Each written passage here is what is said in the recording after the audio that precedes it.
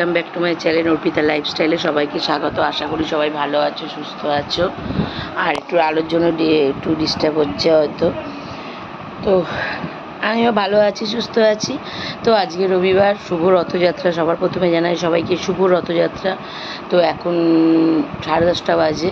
তো আমি আমার টিফিন কমপ্লিট আছে। আলুর তরকারি আর রুটি করেছি। কি করব, কালকে রাতেবেলা অনেকবার পায়খানা হয়েছে, কারণ আমি দেখছি বাইরের ফুড খাইলে হচ্ছে, কারণ দেখছি যতটা পারি অ্যাভয়েড করা যায়। কাল থেকে আজ থেকে আমি আর অতটা খাবো না। আর দিয়ে আম দিয়ে রুটি ফুটি খাওয়া হয়ে গেল। ওদিকে লাল শাক কাটছে, তারপর কি হবে আমি জানি না। তো এখন আমি এবার ঘরে চলে এসেছি। বাবান গেল আঁকতে, এবার ঘরদোরগুলো পরিষ্কার করি। আর আজই বেরোনোর কথা ছিল, কিন্তু বাইরে থেকে বেরোতে বারণ করছে, ওই জন্য আর বেরোবো না। তো চলো দেখতে থাকো, সাথে থাকো। হ্যালো ফ্রেন্ডস, তো এখন বাজে 1:15। তো দেখতে পাচ্ছ আমার কাজ কমপ্লিট। আর এদিকে পুজোকে চান করার দিকে কীভাবে ফিরেছি সেটা দেখো। কারণ খুব দুষ্টু করছিল। তো তারপরে গিয়ে বাসন টাসন মেজে ঘর মোচা হয়ে গেছে, বাসন কারণ কাঁচা হয়ে গেছে। বসে আছি, জামা প্যান্টটা দেখি পরে কখন মেলতে যাই। আর বাবানও আঁকা থেকে চলে এসছে, শুষে সিনচান দেখছে। আর এই যে আমি এখন নিজেকে দেখছি বারবার।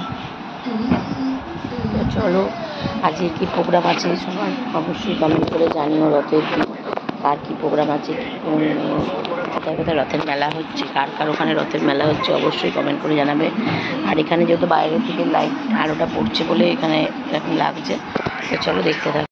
দেখতেই পাচ্ছ আমার স্নান কমপ্লিট হয়ে গেছে এবং লাঞ্চও কমপ্লিট হয়ে গেছে। লাল শাক আর 8 মাছ দিয়ে ভাতটা খেয়েছি, অল্প একটু ভাত খেয়েছি, কারণ ভাতটা খাওয়াটা সত্যি কমাতে হবে, না খেলেই খুব ভালো। কিন্তু দেখো আমি যে কী করে রোগা হবো নিজেই ভেবে পাই না। প্রত্যেক সময় ট্রাই করতে থাকি, দেখা যাক কী থেকে কী হয়। তো চলো তোমরা দেখতে থাকো। এখন একটু বসি, তো একটু পরে একটু করে শোবো, রেস্ট করবো। আজকে যাবো না, বাবান যেতে দিচ্ছে না, বাবান কান্না করছে, বলছে কি আজকে থাকো, আজকে মেলা দেখতে নিয়ে যাবে আমাকে। আচ্ছা, আমি রেডি হয়ে গেছি, এখন রথের মেলায় যাবো। আর এই দেখো আমি রেডি হয়ে গেছি যাওয়ার জন্য। তো চলো, আর এদিকে বাবানও রেডি হয়েছে, বাবান। তো চলো দেখতে থাকো, ওখানে গিয়ে আবার দেখা হচ্ছে। চলো আমি দেখাই আমাদের এখানে রথের মেলায় কেমন হয়। তো চলো, আমি মেলার গেটে সেটা দেখতে পাচ্ছি, বাইরে থেকে সব ভিড়। আর এই দেখো লোকজনের এত ভিড় যে পার হওয়াতে বসে গেছে মেলা। মেলার দিকটা দেখো এতটাই ছোটো করেছিল যে ভিড়ে আমি খাবার নিয়ে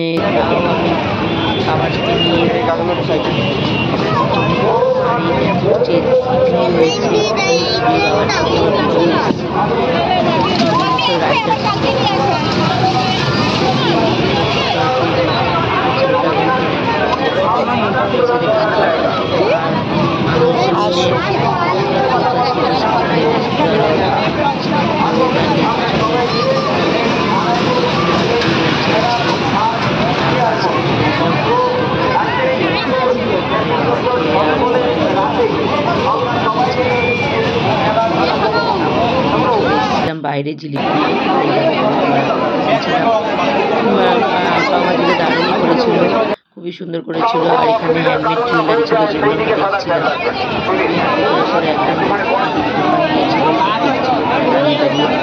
নেওয়ার ইচ্ছে ছিল, কিন্তু এত ভিড়ের মধ্যে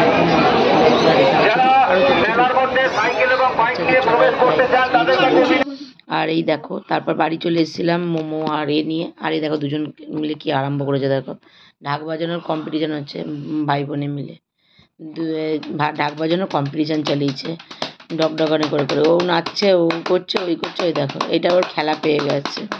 আর সবসময় মোমো নিয়ে এসেছিলাম, তো বললামই। আর দেখো, আর এদের খেলা দেখো, শুধু এদের খেলাটা দেখো। হ্যাঁ,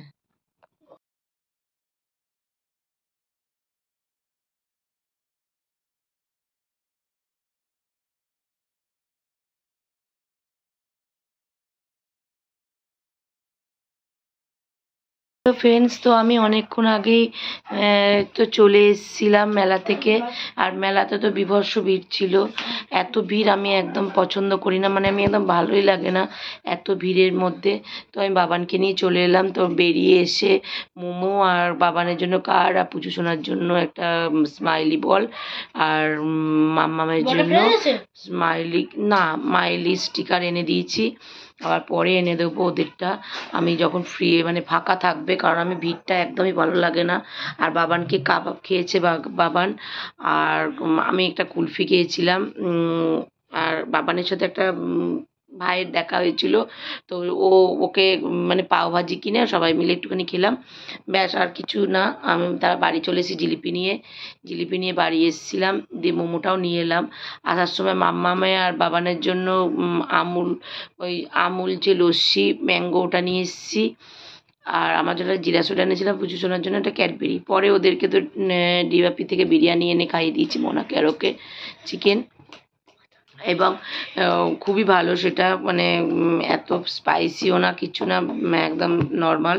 তো ওদেরকে দিয়েছি, আমি খাইনি, আমি গ্রিন টিটা খেয়েছি, আর কিছুই খাইনি। কারণ তোমরা সবাই জানো আমার খেলে খুব অসুবিধা হয়, আমি রাতেরবেলা কিচ্ছু খাই না।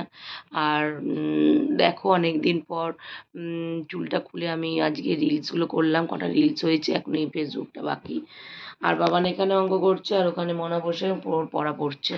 তো আমি এখন বসেই আছি। আর পুষুসোনা খুব দুষ্টামি করছে, দেখো ফিল্টারে কল খুলে দিয়ে জল নিয়ে ঘাটছিল। সবার এখন আমাদের বাড়িতে ঠান্ডা লেগেছে, মানে বিশ্বাস করতে হবে না, বাবানের আবার ঠান্ডা লেগেছে, মানে কি বলবো। আর আমার যদি লাগে, আমার তো সর্দি কোথায় গড়িয়ে চলে যাবে তার নাই ঠিক, মানে সর্দি থেকে একদম বিশাল ভয়ঙ্কর জিনিস হচ্ছে।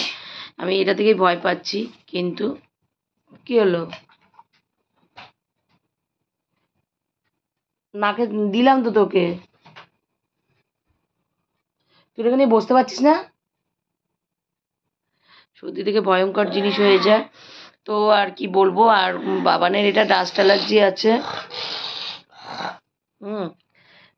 বাবানের এটা ডাস্ট অ্যালার্জি আছে। তো চলো তোমরা দেখতে থাকো, আর আমার চ্যানেলটাকে ফলো করতে থাকো, যারা এখনো করোনি চ্যানেলটাকে সাবস্ক্রাইব করে দিও। আর কাদের ওখানে রথের মেলা হয়েছে, আর কারা কারা রথ টেনেছে অবশ্যই কমেন্টের মাধ্যমে জানিও।